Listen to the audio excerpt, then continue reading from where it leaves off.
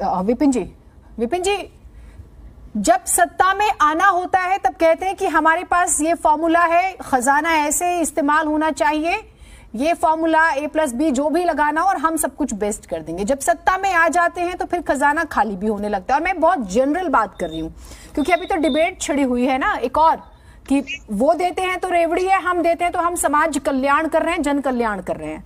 तो मुझे लगता है क्या इस पर यह बहस होनी जरूरी नहीं है कि जो आपने मैनिफेस्टो में तय किया, वो सेंटर हो वो स्टेट हो, आप उसको पूरा कीजिए। 5 साल फिर आप चेंज नहीं करेंगे, ये आपका फेलियर है कि आप मैनेज नहीं कर पाए।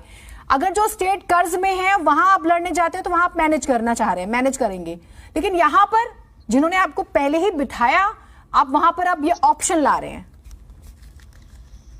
बड़ी अहम बात मैं बोलूंगा इस चर्चा में, क्योंकि अगर उस बात का जिक्र नहीं होता तो चर्चा अधूरी रह जाएगी।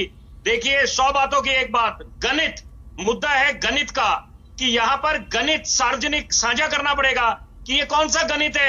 यहां पर एक तरफ सफाई कर्मचारी हैं या बाकी जितने एमसीडी के जो उनकी अभी तनख्वाहें मिली नहीं, उसको लेकर वाद विवाद है, एक दूसरे पे लांछन लगाए जा रहे हैं, आरोप प्रत्यारोप का दौर जारी है, एक दूसरे पे ठीकरा फोड़ा जाता है, चाहे आम आदमी पार्टी है चाहे भाजपा है।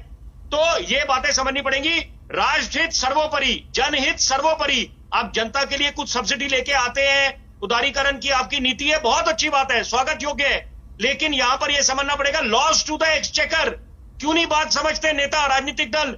अगर लॉस टू द एक्सचेकर हो रहा है, उसके क्या मायने हैं, उससे क्या आगे प्रभाव पड़ सकता है?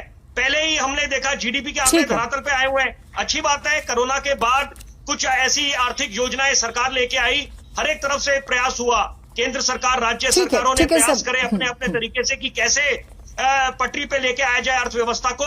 लेकिन यहां पर यह समझना पड़ेगा, एक तरफ हमने बात करते हैं कि हिंदुस्तान, हमारे महान मुल्क को हमने विश्व गुरु बनाना है, स्वदेशी को अपनाना है, आत्मनिर्भर बनना है, लेकिन साथ साथ ये भी समझना पड़ेगा